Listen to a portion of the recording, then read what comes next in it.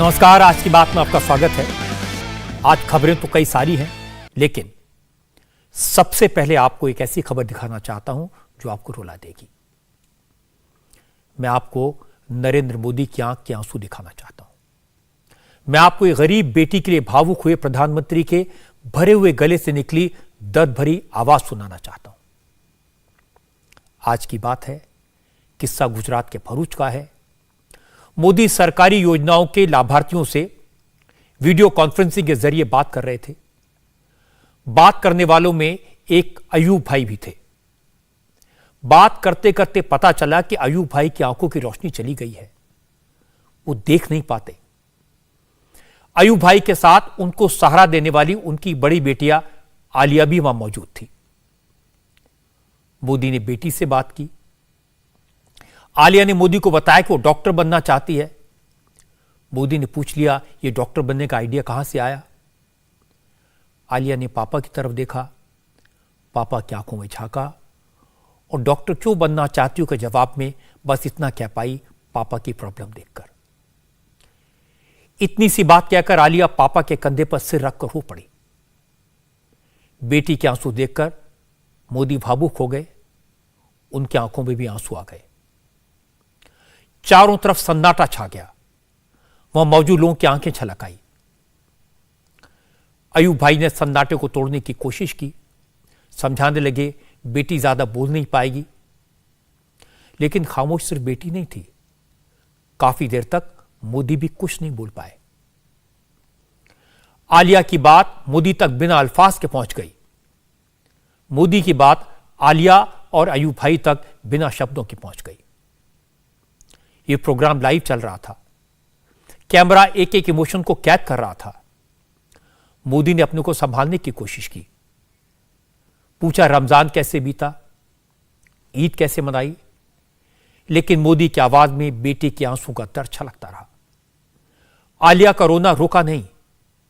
बात खत्म करते करते मोदी ने अयूब से कहा, बेटियों को पढ़ाना, खूब आगे बढ़ाना, उनके सपनों को पूरा करना। अगर कोई दिक्कत हो, किसी तरह की परेशानी हो तो सीधा मुझे बताना।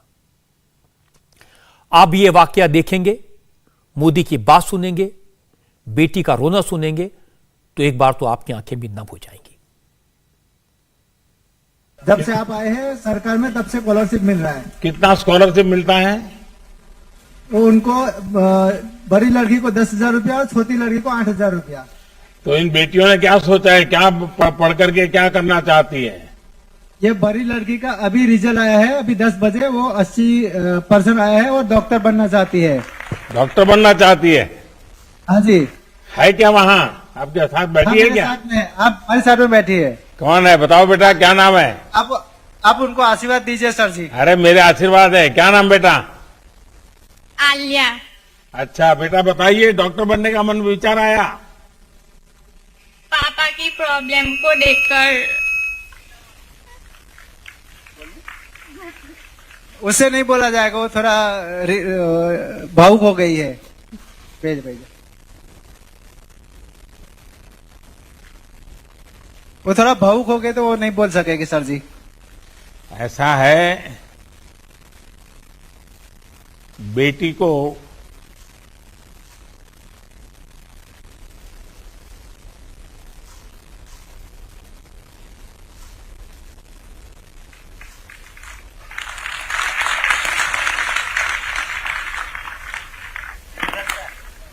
बिठाने नहीं बोले मारे। हाँ तो भेज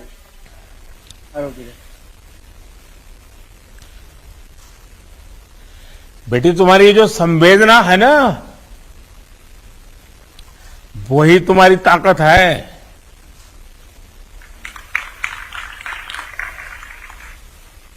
तो इस बार ईद कैसे मनाई, रमजान कैसा रहा? बढ़िया रहा सर जी, बहुत अच्छी तरह से मनाया। हाँ, सबसे दिल से मनाया। तो ईद में बेटियों को क्या दिया?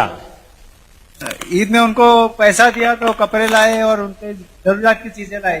अच्छा, देखिए ये बेटियों का सपना पूरा करना। हाँ जी सर जी। हाँ, और कुछ कठिनाई हो तो मुझे भी बताना। ठीक है सर जी, ठीक है। आप अपने शारीरिक जो पीड़ा है उसको शक्ति में बदल रहे हो और बेटियों को डॉक्टर बनाना और बेटी के मन में विचार आना कि पिताजी की इस पीड़ा ने मुझे डॉक्टर बनने की प्रेरणा दी।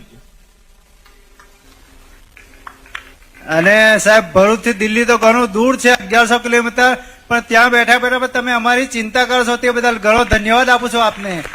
અને હું તમને જોઈ શકતો નથી, પરંતુ તમે દેશની સેવા, દેશવાસીઓ માટેના વિકાસના કાર્યો કરો છો તેની સુગંધ મારા અંતરાત્મામાં આવે છે, જે બદલ આપનો ખૂબ ધન્યવાદ કરું છું. અને તમે વિકલાંગ શબ્દને રદ કરી દિવ્યાંગ શબ્દનો અમને ઉપમા આપી, જે બદલ ગૌરવ વધાર્યું તે બદલ હું આખા ભારતના દિવ્યાંગો વતી તમને હું આપનો આભાર વ્યક્ત કરું છું સાહેબજી. किसी भी देश के लोगों के लिए इससे ज्यादा सुकून की क्या बात हो सकती है कि उसके प्रधानमंत्री का दिल गरीब की बेटी के लिए रोता है। मोदी का यह कहना कि किसी तरह की दिक्कत हो तो मुझे बताना एक यकीन पैदा करता है। इस सुकून को, इस यकीन को सैकड़ों किलोमीटर दूर से आलिया ने महसूस किया। मुझे देख के प्रधानमंत्री भावुक हो गए। वो देख के मुझे ऐसा लगा कि प्रधानमंत्री मेरी भावनाओं को समझकर वो भी भावुक हो गए। वो भी हमें समझते हैं कि हमें क्या है, तो उनकी भावनाओं को देखकर मुझे बहुत अच्छा लगा और मैं उनको थैंक यू कहना चाहती हूँ। आलिया के पापा अयूब ने अपनी आंखों में रोशनी तो नहीं है, लेकिन उसके दर्द को मोदी के साथ शेयर किया।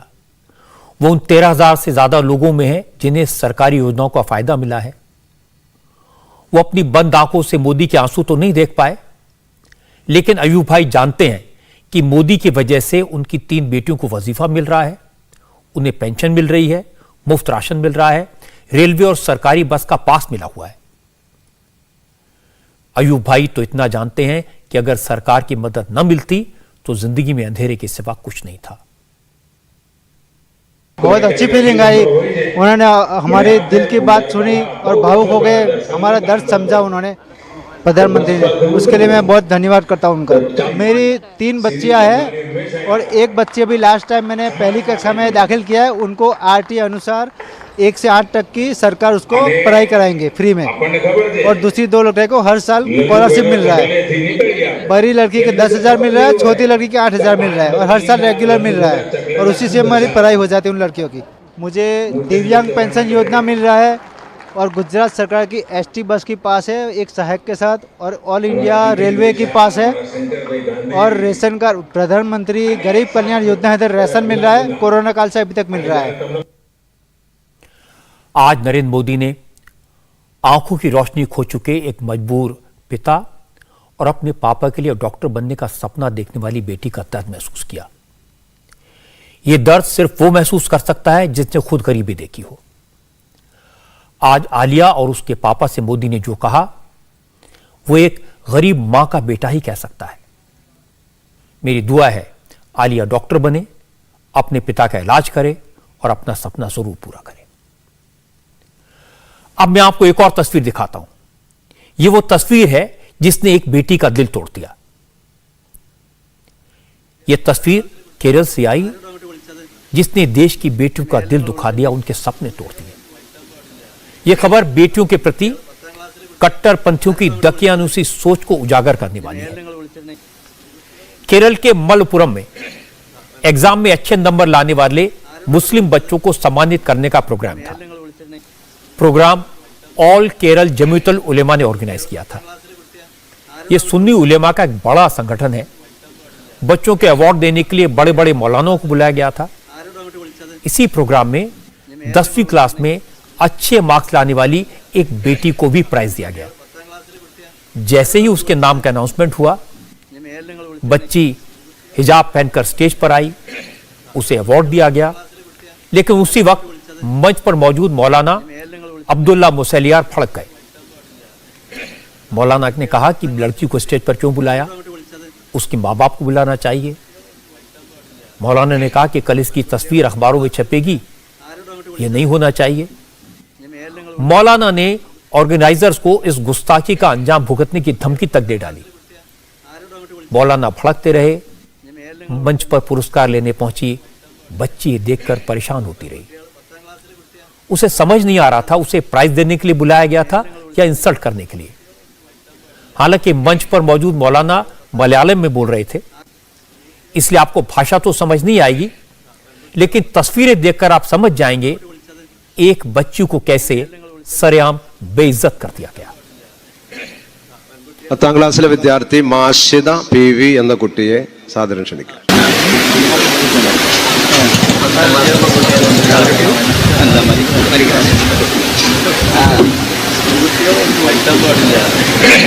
പെൺകുട്ടികൾ 10ാം ക്ലാസ്സിലെ കുട്ടിയാ ആരോടും അങ്ങോട്ട് വിളിച്ചത്? ഇനി മേലിൽ നിങ്ങൾ വിളിച്ചിട്ടുണ്ടെങ്കിൽ കാണിച്ചു തരാം.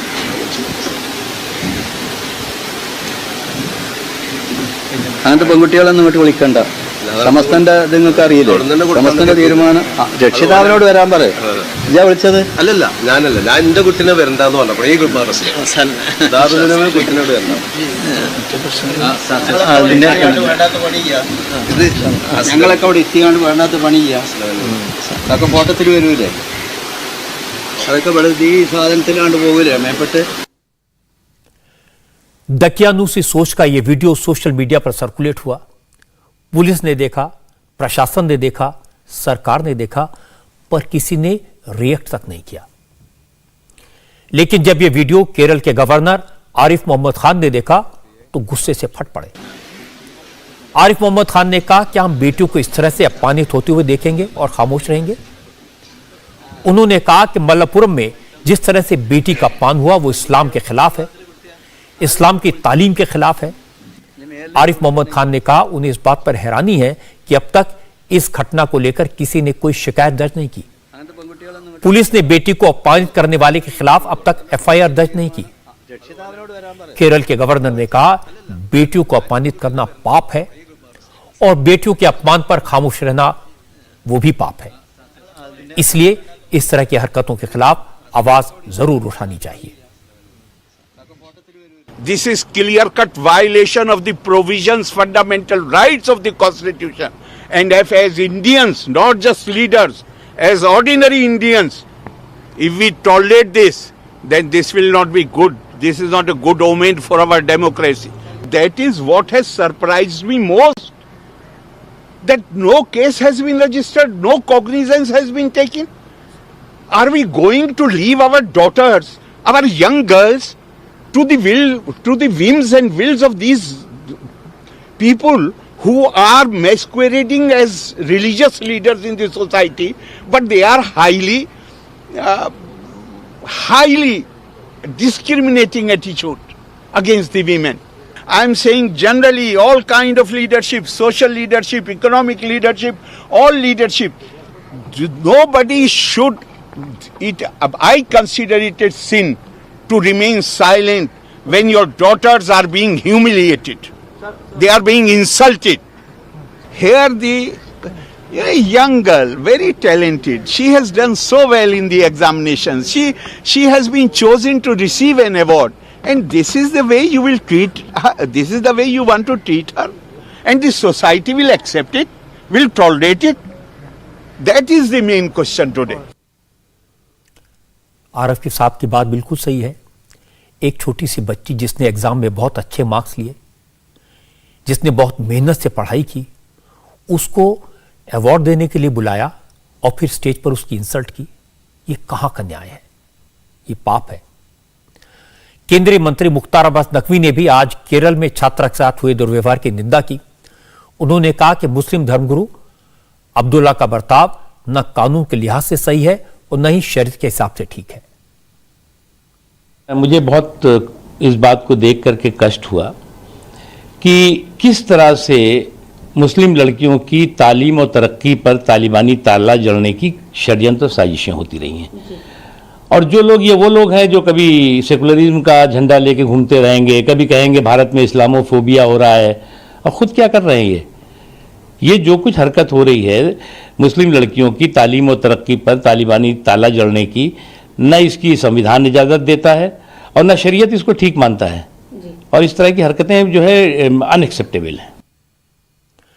मैं केरल के गवर्नर आरिफ मोहम्मद खान साहब की तारीफ करूंगा।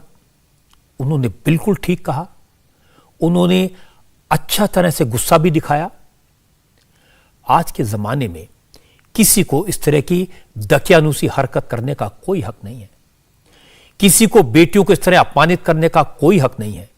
कोई कितना बड़ा मौलाना हो, मौलवी हो, स्कॉलर हो, बेटी का अपमान करना पाप है, गुनाह है। मुझे नहीं लगता कि बच्ची में इतनी हिम्मत होगी वो इसकी शिकायत कर सके। उसके परिवार में इतनी हिम्मत नहीं होगी कि वो मौलाना साहब के खिलाफ खड़े हो सके। लेकिन मेरी अपील है गवर्नर साहब से कि वो एक्शन ले और मौलाना को सबक सिखाएं। अब आज की खबरों की बात कर लेते हैं। मंदिर मस्जिद के झगड़े की बात करते हैं।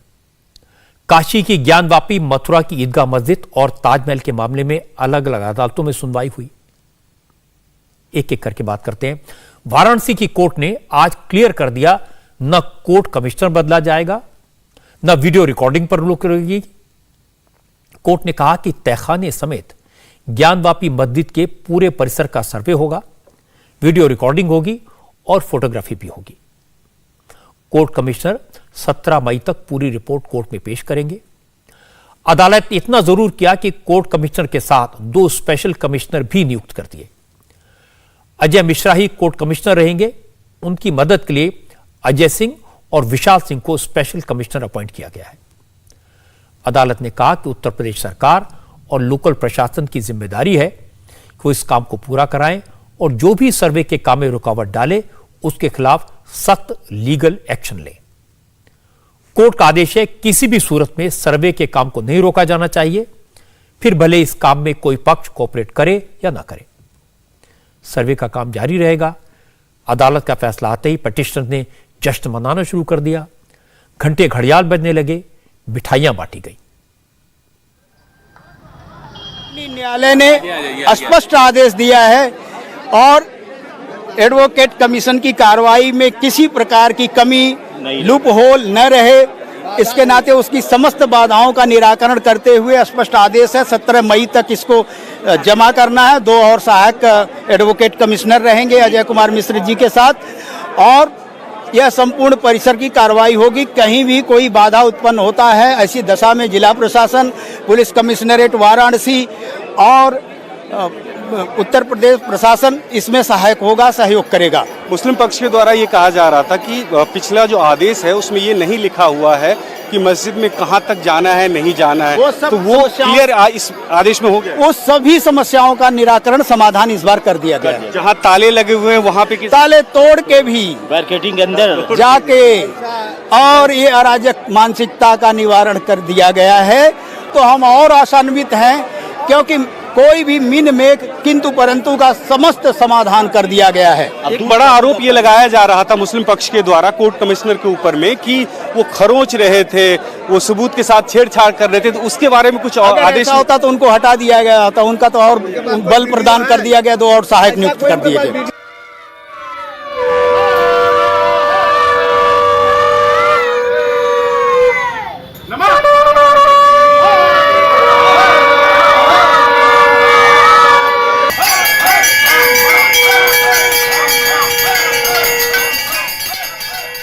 पिछली बार जब सर्वे टीम ज्ञानवापी मस्जिद में गई थी तो अंजुमन इंतजामिया कमेटी ने तहखाने के ताले की चाबी देने से इनकार कर दिया था। कमेटी की तरफ से कहा गया था कि चाबी मिल नहीं रही, लेकिन आज कोर्ट ने इसे लेकर क्लियर ऑर्डर दे दिया। कोर्ट ने कहा कि ताले चाबी की जिम्मेदारी अंजुमन इंतजामिया कमेटी की है, इसलिए उसे सर्वे टीम को चाबी देनी होगी और अगर चाबी नहीं मिलती तो फिर भले ही ताला तोड़ना पड़े उसे तोड़ दो, लेकिन सर्वे का काम हर हाल में होना ही चाहिए। दे दिया, ताला खोल करके, ताला तोड़ करके कमीशन कार्रवाई का आदेश मिल गया।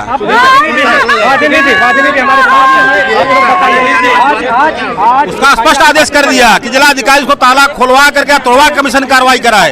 यदि कमीशन कार्रवाई में कोई विरोध करता है तो उस पर FIR दर्ज करे और मुकदमे कार्रवाई करे। कमीशन दौरान कमीशन कोई बाहरी व्यक्ति अंदर नहीं रहेगा।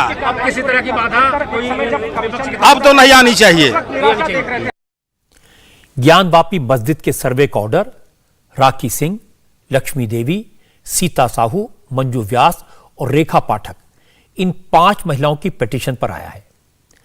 इन महिलाओं ने कोर्ट में यह अर्जी दी थी कि उन्हें ज्ञानवापी मस्जिद परिसर में मां श्रृंगार गौरी की रोजाना पूजा करने की इजाजत दी जाए। अभी सिर्फ साल में एक बार यानी चैत्र नवरात्रि की चतुर्थी को मां श्रृंगार गौरी की पूजा की मंजूरी मिलती है।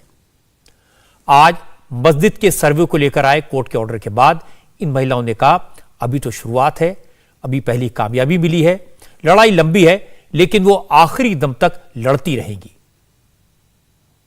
आज सम्मान जीत हुई, हम लोग की बहुत बड़ी जीत हुई है। हाँ बिल्कुल प्रसन्न है। जिलाधिकारी को आदेश है कि अब ताला तोड़ के मतलब दिखाइए, अंदर जाइए, दिखाइए। बहुत दूसरी जीत है, अभी हम लोग की सामान्य जीत है, अभी और जीत बाकी है। बहुत खुश है, अभी आगे और लड़ाई हम लोग की जारी रहेगी। अभी इस ऑर्डर से हम लोग बहुत खुश हैं। अच्छा, ये कहा जा रहा था मुस्लिम पक्ष के द्वारा कि पूरे मस्जिद परिसर में नहीं हो सकता है, सर्वे नहीं कर सकते हैं, अब उसके बारे में क्या डिटेल्स में बोला गया ऑर्डर में, ये बताइए। अब जो हम लोग का मांग था कि जो हम लोग की माता श्रृंगार गौरी का मंदिर है उसका पूरा सर्वे होगा, अंदर हम लोग जाएंगे, वीडियोग्राफी होगा, फोटोग्राफी होगा, सर ने उसका आदेश दे दिया है। अब सवाल है कि किस आधार पर ज्ञानवापी मस्जिद में पूजा का दावा किया जा रहा है, किस बेसिस पर कहा जा रहा है कि ज्ञानवापी मस्जिद मंदिर को तोड़कर बनाई गई थी। इन सवालों के जवाब में हिंदू पक्ष कई तरह के सबूत पेश करता है। दावा यह किया जा रहा है कि ज्ञानवापी मस्जिद के नीचे एक तहखाना है, इस तहखाने में प्राचीन विश्वनाथ मंदिर के तमाम विग्रह मौजूद हैं। दावा करने वालों का कहना है कि एक बार तहखाना खुल जाएगा तो सारे सबूत मिल जाएंगे।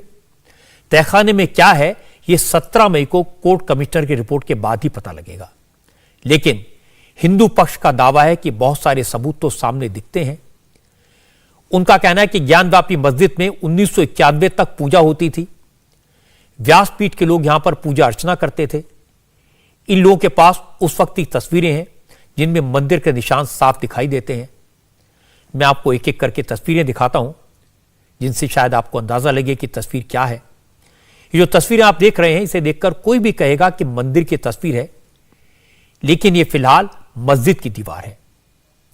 ज्ञानवापी मस्जिद की पश्चिमी दीवार है। इस दीवार पर सबसे ऊपर मुकुट जैसा जो दिखाई दे रहा है वो घंटी है। इसके दोनों तरफ दीवार पर 3-3 ब्रह्म कमल उकेरे गए हैं। मस्जिद में घंटी का क्या काम, ब्रह्म कमल मस्जिद की दीवार पर क्या कर रहा है, ये सारे सवाल हैं। और अगर ध्यान से देखें तो इस दीवार के सामने एक कब्र दिखाई देती है। कब्र के पास हिंदू मंदिर के चिन्ह कहां से आए। अब दूसरी तस्वीर देखिए, यह ज्ञानवापी मस्जिद के परिसर के बाहर की तस्वीर है। इस तस्वीर में एक तरफ नंदी महाराज बैठे दिखाई देते हैं। नंदी की बड़ी भारी मूर्ति यहां पर स्थापित है। नंदी का मुंह हमेशा भगवान शंकर की तरफ होता है, लेकिन नंदी के मुंह के सामने अब मस्जिद है। तो सवाल उठ रहा है कि भगवान शिव कहां गए, शिवलिंग कहां चला गया। हिंदू पक्ष का दावा है कि मस्जिद के नीचे बने तहखाने में शिवलिंग भी है। तहखाना खुलेगा तो वो भी मिल जाएगा। इस नंदी की मूर्ति की एक और सबूत दिखाते हैं। इसमें मस्जिद की दीवार साफ दिखाई दे रही है। इस तस्वीर में साधु के पीछे जिस दीवार से रास्ता बंद नजर आ रहा है, असल वो ज्ञानवापी कूप की प्राचीर है। यही ज्ञानवापी कूप है। मान्यता यह है कि इसे स्वयं भगवान शंकर ने अपने त्रिशूल से बनाया था। ज्ञानवापी कूप का वर्णन पुराणों में भी मिलता है। यह ज्ञानवापी मस्जिद के अंदर कैसे पहुंच गया, यह सवाल उठाया जा रहा है। और यह श्रृंगार गौरी स्थल है। कोई आम आदमी भी इसे देखकर बता देगा ऐसा आर्किटेक्चर तो मंदिर का होता है। दीवार की मंदिर पर उकेरी गई आकृति हो या उसके ऊपर बने स्कल्पचर, हर एक चीज यह दर्शाती है कि यह मंदिर का हिस्सा है। अब कोर्ट के आदेश पर जल्दी सर्वे का काम शुरू होगा और इस सर्वे से ये सारे दावे कितने सच्चे हैं यह क्लियर हो जाएगा। एक और तस्वीर, इसमें आपको ज्ञानवापी मस्जिद के 3 गुंबद दिखाई देंगे। अब आप ध्यान से उस दीवार को देखिए जिस पर एक गुंबद बने हुए हैं।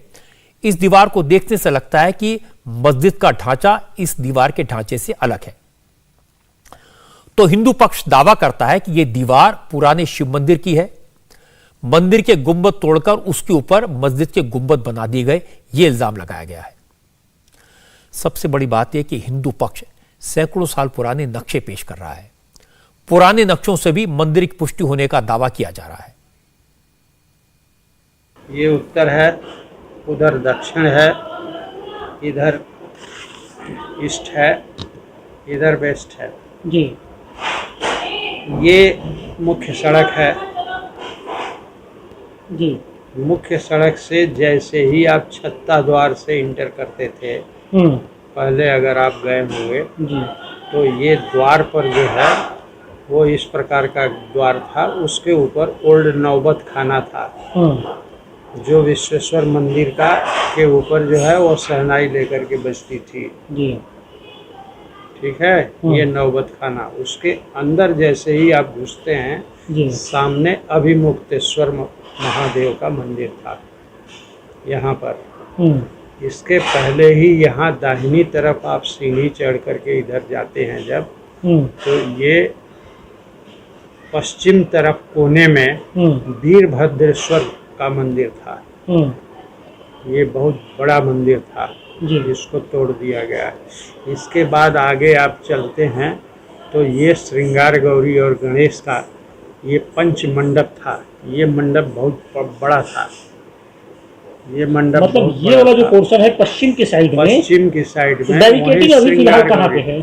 देखिए बैरिकेटिंग यहाँ कर दिया है, ये कर दिया है। ये बहुत ही गलत बैरिकेटिंग की बात की गई है जी। ये बैरिकेटिंग क्यों कर दी है जब इसका मुसलमान कोई मतलब नहीं ठीक है। इसकी बैरिकेटिंग क्यों कर दिया? कह दिया कि हिंदू इसके भीतर नहीं जाएगा। विजय शंकर रस्तोगी तो मैप के सहारे दावा कर रहे हैं, बता रहे हैं कि ज्ञानवापी मस्जिद में कहां पर मंदिर होने के सबूत हैं, लेकिन काशी की व्यासपीठ तो वसीयत के सहारे ज्ञानवापी पर अपना हक जता रही है। व्यासपीठ के वकील इंद्र प्रकाश श्रीवास्तव का दावा है कि ज्ञानवापी पर न मुसलमानों का हक है न प्रशासन का। ज्ञानवापी पर तो असली हक व्यासपीठ का है। इंद्र प्रकाश श्रीवास्तव ने हमारे संवाददाता भास्कर मिश्रा को 3 वसीयतें दिखाई। इनमें लिखा है कि ज्ञानव्यापी परिसर की मालिक व्यासपीठ है। 74 की हमारी रजिस्टर्ड विल है ज्ञानवापी प्रांगण की। ठीक है। ये बाकायदा ये उसका हिंदी अनुवाद है। क्या है इसके मुताबिक? इसके मुताबिक पूरा ज्ञानवापी प्रांगण हमारा है। अच्छा। 1874 की है ये। अरे 1852 की, सॉरी। ये 1874 की बिल है जो एक सिस्टम से आई है। और फिर लास्ट बिल ये 1968 की है जिसमें पूरे देवी देवताओं का जिक्र बाकायदा 14वीं ज्ञानवापी प्रांगण के तहत में, जिसमें ये मस्जिद स्थित है। मस्जिद का कहीं अलग से भूमि नहीं है, वो भूमि हमारी भूमि में स्थित है मस्जिद। ये ध्रुव सत्य है। ये सारे कागजात हमारे पास हैं और तमाम इस तरह के फैसले हैं जो म्युनिसिपल कॉर्पोरेशन के द्वारा जो ये कहा गया कि land belong to Baijnath Vyas, not other person. किसी की लैंड नहीं है, ये जमीन सरकार की भी नहीं है, ये मुस्लिम की भी नहीं है, ये सारी जमीन बैजनाथ व्यास की है। अब इंद्र प्रकाश श्रीवास्तव का दावा है कि आजादी से पहले ही यानी 1936 में कोर्ट ने व्यासपीठ के पक्ष में ऑर्डर दिया था। उनका कहना है कि कोर्ट ने अपने फैसले में कहा था यहां जो तहखाना है उसका मालिकाना हक व्यासपीठ का है। इस नक्शे के मुताबिक काशी विश्वनाथ मंदिर ये साउथ वाले पोर्शन में है। हमारी जमीन में से इन्होंने इजाजत मांगा, 2 फीट 3 फीट का रास्ता, वो हमने दिया। Gate of the Vishwanath temple ये लिखा हुआ साफ में, ये दक्षिण तरफ है। और ये बीच का पोर्शन जितना है ये मस्जिद का है। यही पहले काशी विश्वनाथ मंदिर हुआ करता था। पहले काशी विश्वनाथ मंदिर हुआ करता था जो वर्तमान में इस तरफ दक्षिण की तरफ स्थित है। इस नक्शे के हिसाब से इसमें श्रृंगार गौरी मंदिर कहाँ है? ये श्रृंगार गौरी जानी पश्चिम ये स्थित है। अच्छा। ये श्रृंगार गौरी का मंदिर एकदम स्पष्ट स्थित है, ये निकला हुआ है। और ये नंदी का बैल, यहाँ पर हमारे नंदेश्वर भगवान जी हैं। ये सामने तहखाना है, ये तहखाना ओन्ड बाय दी व्यास जी लिखा हुआ है। अच्छा। ये पार्ट ऑफ द जजमेंट है कोर्ट का। अच्छा। 1936 में मूल मुकदमा डिसाइड हुआ, मूल मुकदमा खारिज हुआ, अपील भी उनकी जो है खारिज भई, और उसमें डिक्लेयर किया गया कि चारों तरफ की जमीन जो है व्यास जी की है। ज्ञानवापी मस्जिद की जमीन पर किसका हक है, क्या वाकई में वहां मंदिर था, इन सारे दावों पर कोर्ट तो तब फैसला करेगा जब सर्वे का काम पूरा हो जाएगा। लेकिन आज सर्वे को लेकर कोर्ट ने जो ऑर्डर दिया उसके बाद मुस्लिम पक्ष शांत है। पिछले हफ्ते जब सर्वे टीम ज्ञानवापी मस्जिद गई थी तब उसे काम करने से रोका गया था। नमाजियों की भीड़ जुटाकर सर्वे टीम के खिलाफ, सरकार के खिलाफ नारेबाजी करवाई गई थी।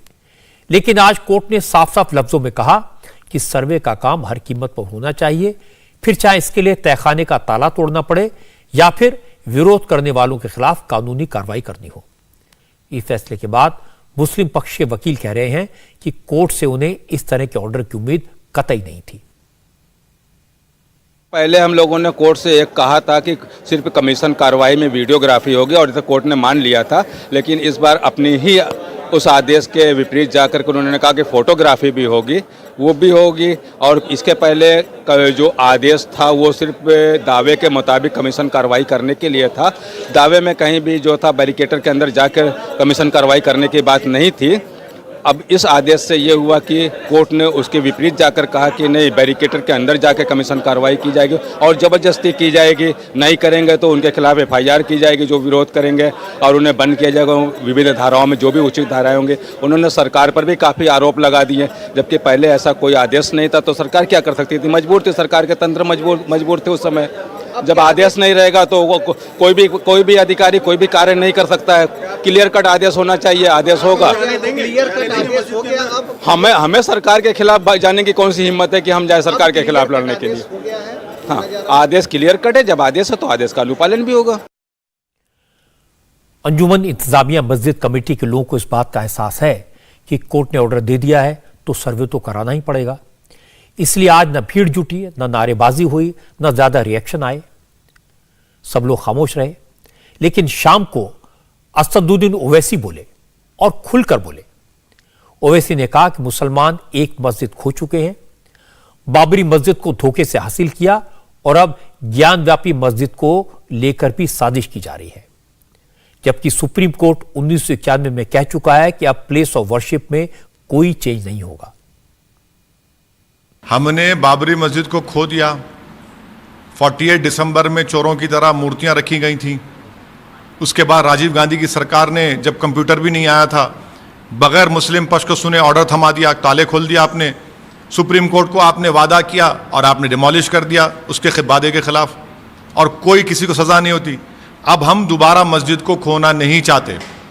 और ये जो सर्वे कमिश्नर का ऑर्डर है, ये पार्लियामेंट के 1991 एक्ट की खुली खिलाफ वर्जी कर रहा है। ये सुप्रीम कोर्ट का जो जजमेंट है, जिसमें जस्टिस चंद्रचूड़ ने लिखा कि 91 का एक्ट सेकुलरिज्म बेसिक स्ट्रक्चर से ताल्लुक है। आप क्या कर रहे हैं? और 1991 में इसी ज्ञानवापी मस्जिद के बारे में हाई कोर्ट ने स्टे दिया था। किस राह पर इस मुल्क को लेकर जा रहे हैं आप? बहुत गलत काम हो रहा है ये। ओवैसी खुद बड़े वकील हैं, कानून को अच्छी तरह समझते हैं, इसीलिए आज इतने गुस्से में थे। उन्होंने कहा अब यह तय करने का वक्त आ गया कि देश संविधान से चलेगा या कुछ मस्खरों की सनक से। ओवैसी ने कहा कि कल के दिन अगर कोई आकर यह कह दे कि प्रधानमंत्री आवास के नीचे मस्जिद है तो क्या कोर्ट खुदाई का आदेश देगा? कोर्ट नहीं भाई, नहीं, हाँ, इसीलिए तो हम कह रहे हैं कि ये उस मस्जिद की कमेटी को और पर्सनल लॉ बोर्ड को फौरन सुप्रीम कोर्ट जाना चाहिए, और सुप्रीम कोर्ट के इन छुट्टियों से पहले सुप्रीम कोर्ट को जाकर इस वायलेशन को जो कोर्ट के जजमेंट का हो रहा है और पार्लियामेंट के एक्ट का हो रहा है, उसको रुकाने की जरूरत है। ये बिल्कुल गलत ऑर्डर है। आप भी मुस्लिम पर्सनल लॉ बोर्ड के मेंबर हैं, आपने अपने मेंबरान से नहीं, मैं बोर्ड का स्पोक्स पर्सन नहीं हूं, इसीलिए मैं उम्मीद करता हूं कि पर्सनल लॉ बोर्ड और वो कमेटी के लोग सुप्रीम कोर्ट को जाएंगे। और सुप्रीम कोर्ट का खुद जजमेंट है बाबरी मस्जिद के टाइटल सूट में, उसका खुला वायलेशन है ये। 91 में उसी हाई कोर्ट ने इसी मस्जिद के ऊपर कहा था कि स्टे दिया था। क्या कर रहे हैं आप? कौन सी देश को किस राह पर लेकर जा रहे हैं? अरे आप ASI के नहीं मानते, लेफ्टिनेंट गवर्नर कश्मीर के ASI की कानून के खिलाफ वर्जी करते हैं, बैठ जाते हैं। कुतुब मीनार में आप चले आते हैं, ASI का प्रोटेक्टेड मॉन्यूमेंट है। कुव्वत इस्लाम मस्जिद में आप जाकर तमाशा करते हैं। आप क्या करना चाह रहे हैं? आप तो अपनी आइडियोलॉजी को, ना संविधान को रोन देंगे अपनी आइडियोलॉजी के नाम पर, आप सुप्रीम कोर्ट के जजमेंट को अपनी आइडियोलॉजी के नाम पर रोन देंगे कि ये इस तरह चलेगा क्या देश? लेकिन जिन साथियों को उसकी बात हो रही है कि उसमें कुछ निकले तो हो जाने। अरे क्या देखिए, निकला नहीं निकलेगा, भाड़ में जाए। 91 का एक्ट ये कहता है कि 15 अगस्त 1947 को मस्जिद, मंदिर, गिरजाघर जो भी थी होगी, उसका ना नेचर चेंज होगा ना उसका कैरेक्टर चेंज होगा। आप होते कौन है भाई, कहां रोकेंगे? कल मैं जाकर कहूंगा कि प्रधानमंत्री के घर के नीचे मस्जिद है तो खोदने देंगे कोर्ट मुझे? हैं? कहां रुकेंगे आप? मैं बोलूंगा नहीं, उस घर के नीचे है मस्जिद मेरी, आप देंगे मुझे खोदने का? देंगे आप? मैं कहूँ सर्वे कमिश्नर अपॉइंट करिए, मैं बताऊंगा आपको मस्जिद है। नहीं, खाने खां जहां का उसमें मॉन्यूमेंट निकलेगा, दे देंगे क्या मेरे को आप? देश इस 91 के एक्ट के तहत चलेगा, सुप्रीम कोर्ट के जजमेंट के तहत चलेगा, या किसी मस्खरों के मंचलों पर, उनकी आइडियोलॉजी पर चलेगा? ये तमाम के तमाम लोग संघ परिवार से जुड़े हुए हैं और इन्हीं का तमाशा है पूरा। ये ओवैसी की नाराजगी अपनी जगह है, उन्हें नाराजगी जाहिर करने का पूरा हक है, वो एक सियासी पार्टी के नेता भी हैं। लेकिन एक बात है, वो कहते हैं कि उन्हें अदालत पर भरोसा है, वो खुद बड़े वकील हैं, तो फिर वो कोर्ट के फैसले का इंतजार क्यों नहीं करते? कोर्ट ने सर्वे का आदेश दिया है। अगर ये सर्वे का आदेश सुप्रीम कोर्ट के फैसले का वायलेशन है तो फिर मस्जिद कमेटी हाई कोर्ट में अपील कर सकती है। अगर हाई कोर्ट के फैसले से संतोष ना हो तो सुप्रीम कोर्ट का रास्ता खुला है, सुप्रीम कोर्ट तो न्याय करेगा। लेकिन ओवैसी साहब को यह वाला रास्ता मंजूर नहीं है। और फिर कोर्ट ने यह तो नहीं कहा कि ज्ञानव्यापी मस्जिद को ऐसी है जो मंदिर तोड़कर बनाई गई है, और यह केस भी नहीं है। अपील सिर्फ यह है कि जहां 1991 से पहले रोज पूजा हो रही थी, पूजा का अधिकार था, वो रोज पूजा का अधिकार फिर मिलना चाहिए, क्योंकि अभी इस साल में सिर्फ एक दिन है और पूजा शुरू होनी चाहिए। अब ओवैसी साहब को यह बताना पड़ेगा ये अदालत के कौन से फैसले का वायलेशन हो रहा है, और अगर है तो फिर वो खुद इसे सुप्रीम कोर्ट में चैलेंज कर सकते हैं। कोर्ट में चैलेंज करना इससे जरूरी है कि इस तरह का यह विवाद अकेला विवाद नहीं है।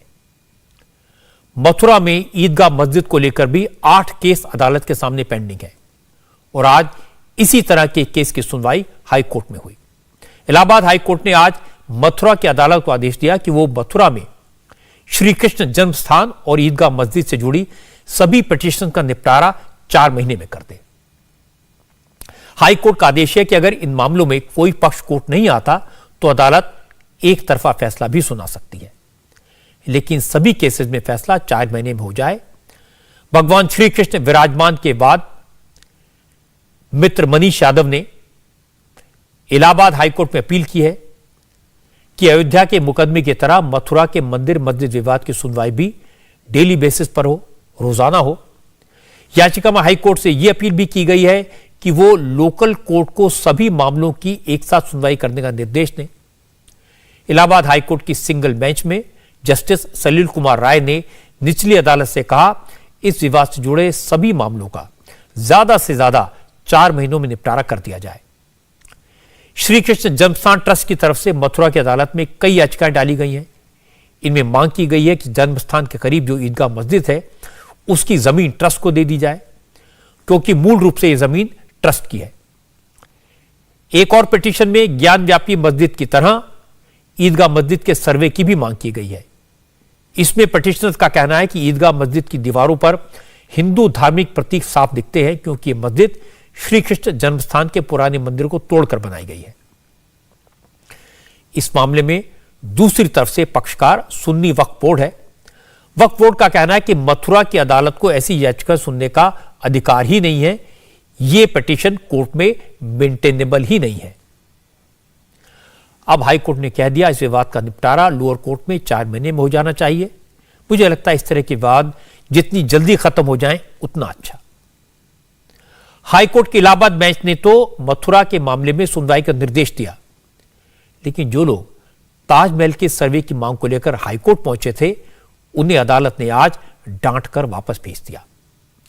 हाई कोर्ट की लखनऊ बेंच ने ताजमहल के बेसमेंट में बने 20 कमरे खोलने की अपील खारिज कर दी। कोर्ट ने कहा ऐसी पिटीशन से अदालत का वक्त बर्बाद होता है, यह पीआईएल का गलत इस्तेमाल है। सुनवाई के दौरान जस्टिस डीके उपाध्याय ने पिटीशनर्स डॉक्टर रजनी सिंह को बहुत डांटा। अदालत ने कहा कि आखिर उन्होंने यह पिटीशन फाइल क्यों की, इससे उनके किस अधिकार का उल्लंघन होता है। जब याचिका देने वाले के वकील ने कहा वो बंद कमरों को खुलवाना चाहते हैं, ये पता लगाना चाहते हैं कि उनके अंदर क्या है, कहीं हिंदू मंदिरों के अवशेष, निशान या मूर्तियां तो नहीं है। इस पर कोर्ट ने कहा अगर आपको इतिहास में इतना इंटरेस्ट है तो जाइए पढ़ाई कीजिए, रिसर्च कीजिए ताजमहल किसने बनवाया, और इस रिसर्च में कोई दिक्कत आए तो फिर कोर्ट के पास आइए। पीआईएल का मिसयूज मत करिए। हालांकि लंच के बाद दोबारा सुनवाई के वक्त कोर्ट ने कहा कि एएसआई ने पहले ही बता दिया कि सुरक्षा कारणों से ताजमहल के बंद 20 कमरे नहीं खोले जा सकते। याचिकाकर्ता को जवाब दिया जा चुका है, इसलिए यह पिटीशन खारिज की जाती है। आज एक नई कंट्रोवर्सी शुरू हो गई। मध्य प्रदेश में 1100 साल पुरानी ऐतिहासिक भोजशाला को लेकर विवाद शुरू हुआ। धार जिले में 1100 साल पुरानी भोजशाला है। यहां हफ्ते में एक दिन मंगलवार को हिंदू पूजा करते हैं और शुक्रवार को मुसलमानों को नमाज अदा करने की परमिशन है।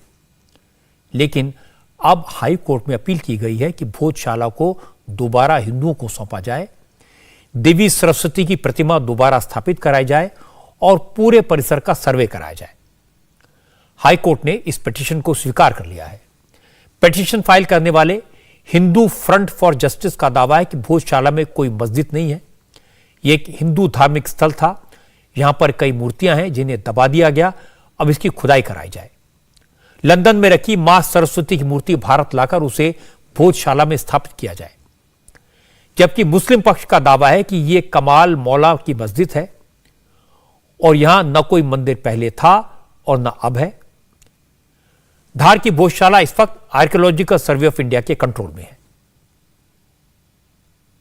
भोजशाला हिंदुओं की है, उसका पूर्ण कब्जा हिंदुओं को सौंपा जावे। दूसरा ये है वहाँ पर जो ये अवैधानिक रूप से नमाज की जाती है प्रति शुक्रवार को, वो बंद की जावे। प्रमाण प्रत्यक्ष है वहाँ पर आप इतना बड़ा यज्ञ कुंड देख सकते हैं, स्तंभ देख सकते हैं, मूर्तियाँ देख सकते हैं। वहाँ मंदिर ही है, मंदिर के अलावा और कुछ नहीं है। पूरे हिंदुस्तान के एक एक हिंदू की आवाज है कि वहां मंदिर है, मां सरस्वती, मां वाग्देवी वहां पे विराजमान हो। इसके लिए यदि आपको और कुछ लगता है तो आप वहां पर खुदाई करवा ले में, वहां की वीडियोग्राफी करवा ले में, वहां की फोटोग्राफी करवा ले में। तो इस टाइप की हमने सारी लीगल माननीय न्यायालय जी से हमने ये पूरी मांग प्रस्तुत की है।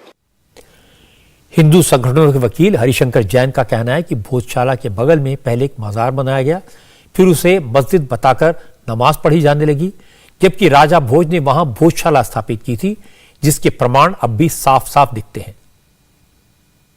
1034 में जो राजा भोज ने भोजशाला बनवाया था, जो मंदिर भी था और पठन पाठन का स्थान भी था, जहाँ गुरुकुल था, संस्कृत पढ़ाई होती, संस्कृत ग्रामर था, उसके चिन्ह आज ही मौजूद है। 33 फोटो हमने करड़ कोर्ट में दाखिल किया है, जो साबित करता है कि यहाँ पर मंदिर था और आज भी उसके चिन्ह विद्यमान है। क्यों, कैसे, कब ये भोजशाला मस्जिद बन गई, ये किसी को मालूम नहीं है। भोजशाला मस्जिद नाम की वहाँ कोई चीज़ नहीं है। जो कमाल मौला मास्क है, वो नाम का कहीं कोई नामो निशान नहीं है। एक कमाल मौला बगल में कब्र है, और कब्र की विशेषता आपको बता दूं कि वो 1310 में उनकी डेथ हुई थी, कमाल मौला साहब की, और उसके 210 साल बाद उनके नाम पर एक कब्र बना दी गई और कहा गया कि कमाल मौला मस्जिद वो कब्र है, मजार है। और उसके बाद धीरे धीरे इन लोगों ने कहना शुरू किया कि ये मस्जिद है। ये सही है कि जो भोजशाला कॉम्प्लेक्स था, इसको शर्की शासकों ने, मुस्लिम ने तोड़ा था, पर तोड़ने के बाद भी पूरे ढांचे पे कब्जा नहीं कर पाए थे, मस्जिद नहीं बना पाए थे। अब ये सरस्वती का मंदिर है या कमाल मौला मस्जिद है, तो ये जानने के लिए अनुराग अमिताभ हमारे संवाददाता धार की भोजशाला पहुंचे। अनुराग अमिताभ की रिपोर्ट देखेंगे तो आपको अंदाजा लगेगा कि आखिर ये झगड़ा क्यों हो रहा है और किसके दावे में कितना दम है। आप अगर ये तस्वीरों में देखेंगे तो पहली दृष्टि में ही जो सामने का दृश्य जहां पर 77 के बाद नमाज पढ़ी जा रही थी, आपके मन में जो सामने एक मंडप दिख रहा है, उसे देखकर ही समझ में आता है जो हिंदू संगठन और हिंदू समाज कहता है कि इन जो मीनार और जो स्तंभ बने हुए हैं वो स्तंभ साफ तौर पर बताते हैं कि दरअसल यहां पर 1305 से पहले जब यहां पर अलाउद्दीन खिलजी ने इस राजा भोज की भोजशाला का जब विध्वंस किया तो यहां पर वो मंडप रहा करता था। एक के बाद एक स्तंभ, ये साउथ के मंदिरों में भी हिंदू जो मंदिरों की जो शैली है वो दिखाई देती है। और अगर आप ये सामने देखें तो ये कहा जाता है कि राजा भोज की वो यज्ञशाला थी जहां पर वो मां सरस्वती की अर्चना किया करते थे, पूजा किया करते थे, जिसके बाद स्वयं ऐसा साहित्यों के हिसाब से लिखा हुआ है कि जिसके बाद मां सरस्वती जो है प्रकट हुई और उन्हें अपना आशीर्वाद दिया, जिसके बाद 1034 में इतिहास बताता है कि 1034 में जो सरस्वती माता की स्थापना की गई हिंदू संगठनों के मुताबिक इसी जगह पर जो सामने आप ये जो मंडप देख रहे हैं यहीं पर स्थापना की गई। और सबसे बड़े देश के जो संस्कृत विद्यालय महाविद्यालय हुआ करता था, विश्वविद्यालय, उसकी स्थापना की गई। नालंदन और संदीपनी में शिक्षा प्राप्त करने लोग आते थे, लेकिन यहां पर संस्कृत की शिक्षा के में जो जिसमें बाकायदा राजनीति, आयुर्वेद के साथ साथ तमाम तरह की शिक्षाएं दी जाती रही हैं। और ये आप चारों तरफ यहां पर देख सकते हैं, यहां पर ही वो विवाद का विषय अब बन गया है कि दरअसल क्या ये मस्जिद रही है। भोजशाला में जो मस्जिद है उसकी देखभाल धार जिले के शहर काजी करते हैं। शहर काजी ने यह तो माना कि मस्जिद बनाने में हिंदू और जैन मंदिरों के अवशेष इस्तेमाल किए गए थे, लेकिन वो कहते हैं ये मस्जिद ही है और वो इसमें किसी को घुसने की इजाजत नहीं देंगे। कभी भी किसी भी वक्त मंदिर नहीं आ रहा, सवाल के कहीं शंख नजर आ रहे हैं तो और कहीं कमल नजर आ रहे हैं, तो क्या है इसमें कोई ये किसी का वो हो गए। अगर हिंदू धर्म में मान्यता तो मुस्लिम धर्म में कोई इनको हटाया थोड़ी गया, वो रहा स्ट्रक्चर। पर मूर्तियां हैं, वहां पर मूर्तियां देखी गई हैं, मूर्तियां, यज्ञशाला, जो मंडप रहते हैं, ये तो इस्लाम में नहीं है। कोई मूर्ति नहीं, कोई यज्ञशाला नहीं। वो जिसको यज्ञशाला बोलते हैं वो ऑलरेडी हमारा वजू करने का स्थान है, उसमें नालियां बनी हुई हैं, ये भी रिकॉर्ड पे दर्ज है। और क्या है, हिस्ट्री का एक छोटा सा तालिबे इल्म भी बता सकता है कि जो पुराने मौर्य वंश के जो मंदिर वगैरह थे, जैन पीरियड के जो मंदिर वगैरह थे, वो जब धीरे धीरे करके खंडरों का में हो गए तो जो नए राजा आए उन लोगों ने उस मटेरियल का यहाँ पर इस्तेमाल कर लिया। यही तो वो भी कह रहे हैं, हिंदू समाज भी यही कह रहा है कि आपने मंदिर जो है, जो उस समय थे, चाहे अलाउद्दीन खिलजी हो, दिलावर खान हो, महमूद कुलजी, इन्होंने तोड़ा है। वो मंदिर था, सरस्वती देवी वहां बैठती थी, उसके बाद वहां पे मस्जिद बनी। यही तो वो भी कह रहे हैं। ये तोड़ने की बात गलत है, वो ये नहीं कह रहे हैं, वो ये बोल रहे हैं यहाँ पर तोड़ के बनाया गया। जमीन हमारी है, वक्फ बोर्ड का उसके पास रिकॉर्ड है। जमीन ये 800 साल पहले की बात कर रहे हैं। हाँ, तो जमीन 1305 वक्फ बोर्ड की है जमीन, वो आस्थाना है, वो हमारा कब्रस्तान है। मस्जिद हमने बनाई, नमाज हम पढ़ रहे। आप मानते हैं वहां मंदिर नहीं था? नहीं, बिल्कुल नहीं। कभी भी किसी वक्त में, देखिए एक बात पूरे हिंदुस्तान के लिए अलग है, अगर मुस्लिमों को शक भी हो जाए कि यहाँ पर मंदिर तोड़ के बनाई है तो मुस्लिम उसमें कोई नमाज पढ़ने के लिए इंटरेस्टेड है नहीं। आज जम्मू कश्मीर से एक बार फिर बुरी खबर आई है। आज शाम आतंकवादियों ने बडगांव में कश्मीरी पंडित राहुल भट्ट की हत्या कर दी है। आतंकवादियों ने राहुल को उनके ऑफिस में घुसकर गोली मार दी। राहुल भट्ट तहसीलदार ऑफिस में क्लर्क थे। आज शाम 2 दहशतगर्द उनके ऑफिस में घुसे, रिवॉल्वर से फायरिंग कर दी। जम्मू कश्मीर के लेफ्टिनेंट गवर्नर मनोज सिन्हा ने राहुल भट्ट की हत्या की निंदा की और कहा इससे जिम्मेदार उनको बख्शा नहीं जाएगा। राहुल के परिवार वालों ने भी कहा अगर अब ऑफिस में घुसकर भी हत्या की जाएगी तो कश्मीरी पंडित कहां सुरक्षित रहेंगे। ऑफिस के अंदर अगर मारता है कोई तो फिर किस जगह हम सेफ।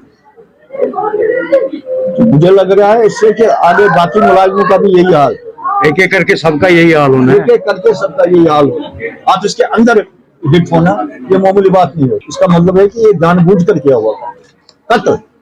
और किसी अफसर ने अभी तक भी मुझे फोन नहीं किया कि क्या करना चाहते हैं, इंक्वायरी होनी चाहिए। अगर ये ऑफिस के अंदर थे, ऑफिस के अंदर मारा तो किस बात। राहुल भट्ट की हत्या कश्मीरी पंडितों को डराने की एक और कोशिश है। जब जब हालात सुधरते हैं, जब जब कश्मीरी पंडितों को फिर से बसाने की बात होती है, इस तरह की घटनाएं होती हैं।